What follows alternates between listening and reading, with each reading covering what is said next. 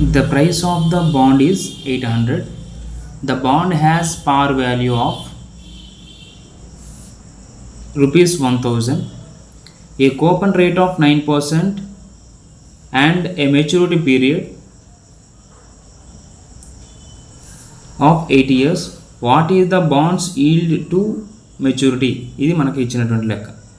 So ఇందులో మనం కనుక్కోవాల్సింది ఏంటంటే yield to maturity. yield to maturity మనం కనుక్కోవాల్సి ఉంటుంది. మనకు పోర్ట్ఫోలియో ఇది ఇస్తారు, ఇంపార్టెంట్ లెక్క. సో ఒకసారి చూడండి, ఒకసారి ఈజీగానే ఉంటుంది.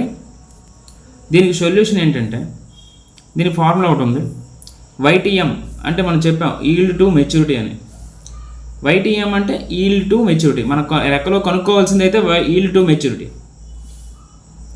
ఇందులో ఏ అంశాలు ఉన్నాయి చూస్తే కూపన్ పేమెంట్ అనే అంశం తీసుకోవాలి. కూపన్ పేమెంట్ 99% ఆఫ్ 1000కి మనం 9% కావాలి. సో 1000కి మరి 9% మనం క్యాలిక్యులేట్ చేస్తే 90 అనేది వస్తుంది. అదేవిధంగా నెక్స్ట్ ఫేస్ వాల్యూ దీన్ని మనం ముఖ విలువ అంటాము. సో 1000 పార్ వాల్యూ అంటే ముఖ విలువ 1000 రూపీస్.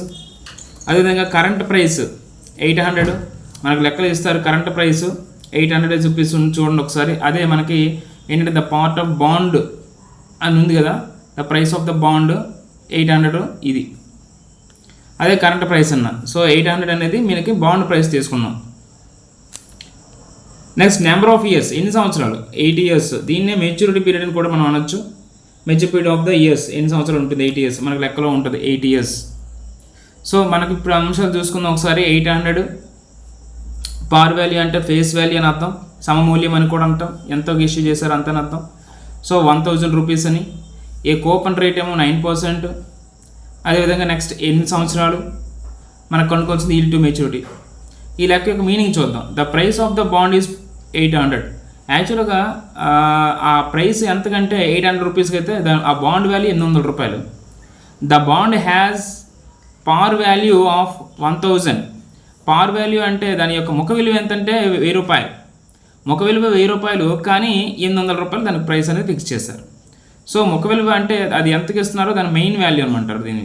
సో 1000 రూపాయలు అంటే 800కి ఇస్తున్నారు అంటే డిస్కౌంట్కి ఇస్తున్నాడని అర్థం. సో ఈ విధంగా మనం కొనుగోలు చేసినప్పుడు, ఈ రేటుకి ఇష్యూ చేసినప్పుడు తనకి yield to maturity అంత రాబడి అనేది వస్తుంది. ఆ మెచ్యూరిటీ ఆయన కొనుగోలు చేసినప్పుడు వాడికి ఎంత రాబడి వస్తుంది అనేది మనం ఈ లెక్క ద్వారా చేయాలి ఒక బాండ్ కొనుక్కున్నప్పుడు. అందుకే వాటి గురించి చూసుకున్నాం. కూపన్ పేమెంట్ చేసాం, తర్వాత ఫేస్ వాల్యూ అనేది 1000 అన్నాం, current price 800 rupees. So number of years 8. So ఈ 4 అంశాలు లెక్కలో ఇస్తారు, మనం ఇది చూసుకోవాలి. చూడండి ఇక్కడ గమనించే మరొకసారి చూడండి ఒకసారి. కూపన్ పేమెంట్ ఇక్కడ YTM అని చెప్పేసి ఉన్నది కూపన్ పేమెంట్. దీనికి సంబంధించి ఒకసారి ఫార్ములా చూద్దాం. దీనికి ఒక ఫార్ములా ఉంటుంది. అదేంటంటే YTM is equal C plus F minus P by N. అదేవిధంగా F ప్లస్ P బై 2. ఇది 2 అండి, ఇది 2. అదేవిధంగా ఇప్పుడు మనం తీసుకుందాం. ఇప్పుడు ఆల్రెడీ కారకాలు ఇక్కడ గురించి ఏ ఫ్యాక్టర్స్ ఉన్నాయో వాటి గురించి మాట్లాడుకున్నాం కదా, ఇవే మనం తీసుకుంటున్నాం. సో ఇవి ఇలా తీసుకుంటే ఇప్పుడు YTM is equal 9 plus 90 plus 1000 minus 800 by 8, 1000 plus 800 by 2. So ఇక్కడ 90 ఎలా వచ్చింది అంటే 90 అంటే ఏంటి? ఇక్కడ C ప్లస్ ఇక్కడ మనకి 90 అయింది. అది F అనేది మనకు 1000 అయింది, P అనేది 800 అయింది. P అంటే మనం చెప్పుకున్నాము ఏంటంటే ప్రైస్ అని, F అంటే ఫేస్ వాల్యూ అని మనం చెప్పాం. ఫేస్ వాల్యూ అనేది 1000 ఫేస్ వాల్యూ అనేది మనం తీసుకున్నాం 1000 రూపాయలు. ప్రైస్ అనేది మనకి 800 రూపాయలు. లెక్కలో చూడండి ఒకసారి. 800 అనేది ప్రైస్ అయింది. అదేవిధంగా పార్ వాల్యూనే మనం ఫేస్ వాల్యూ అనుకుంటున్నాం, అది 1000 రూపాయలు. అర్థమైంది కదా? సో ఇప్పుడు 100 అనేది మనం తీసుకున్నాం, అందులో 800 తీసుకున్నాం, కింద 8 అనేది ఇయర్స్ మెచ్యూరిటీ పీరియడ్ చెప్పాం.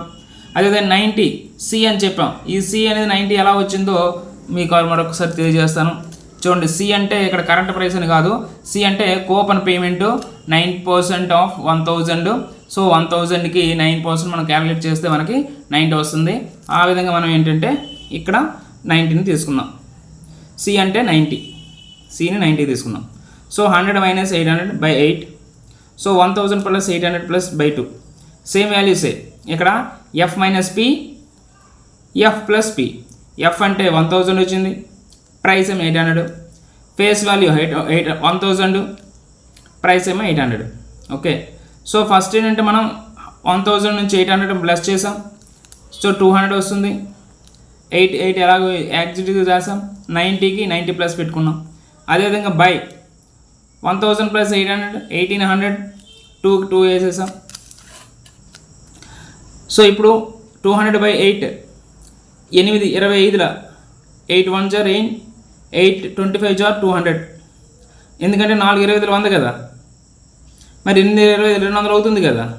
సో 8 25s 200 అవుతుంది, అందుకే 225 వేసాం. 90కి 90 ప్లస్ వేసుకున్నాం. తర్వాత 1800 బై 2 900 1800 అవుతుంది. ఇప్పుడు 90 ప్లస్ 25 900, 115 బై 900 ఈజ్ ఈక్వల్. మన 900 చేత 115 భాగిస్తే ఈ 115 ఎలాగ వచ్చింది చూసారా, 90 ప్లస్ 25 115 అయింది, 115 బై 900. So 115 by 900. దీన్ని మనం సూక్ష్మీకరణ చేస్తే 0.12777 ఇంకా 77 అలా వస్తుంది. ఈజ్ ఈక్వల్ మనం ఏం చేసుకుంటే 127 తర్వాత 7 ఉంది కాబట్టి దీన్ని మనం 8 చేసుకుంటున్నాం రౌండ్ ఫిగర్. లేదనుకుంటే దీన్ని మనం ఇలా రాసుకోవచ్చు, 12.78గా రాసుకోవచ్చు. ఈ 12.7 ఎలా వస్తుంది అంటే కనుక మీరు 0.1278 ఇంటూ 100తో గుణించారనుకోండి 12.7గా కూడా వస్తుంది, ఎందుకంటే పర్సంటేజ్లో కావాలంటే కనుక. So answer is 0.1278 or 12.78%. మీరు ఈ విధంగా లెక్క వచ్చినప్పుడు ఈ విధంగా మనం ఈజీగా చేసుకోవచ్చు. సో లెక్క వచ్చిందంటే ఎప్పుడైనా మీరు సింపుల్గా ఇలా వస్తే ఈ అంశాలు ఏవేవి అంటే క్యాలిక్యులేట్ చేసుకుని మరొకసారి చూద్దాం లాస్ట్. సో మీరు బాండ్ ప్రైస్ ఎంత అని చూసుకుంటాం 800, అదేవిధంగా బాండ్ పార్ వాల్యూ ఎంత ఇస్తాడు అది కూడా చూసుకుంటారు, కూపన్ రేట్ ఎంత ఉంది, తర్వాత ఎన్ని సంవత్సరాలు ఉంటాయి, ఏది కొనుక్కోమన్నాడు ఈల్ టు మెచ్యూరిటీ చూసుకొని మనం coupon payment, face value, current price, number of years, ఈ 4 అంశాల ద్వారా మనం ఈ లెక్క మనం చేసుకోవచ్చు. దీని సూత్రము f c plus f minus p by n f plus p by 2. So మీకు ఇవి ఈ లెక్క కూడా ఇస్తారు, సో మీరు జాగ్రత్త చేసుకోండి. ఓకే, ఈ లెక్క మీకు అర్థమైంది అనుకుంటున్నా. ఏమైనా ఉంటే కనుక మీరు నాకు ఈ వాట్సాప్ నెంబర్కి ఫోన్ చేసి మీ డౌట్స్ అయితే అడగచ్చు. Okay, thank you so much.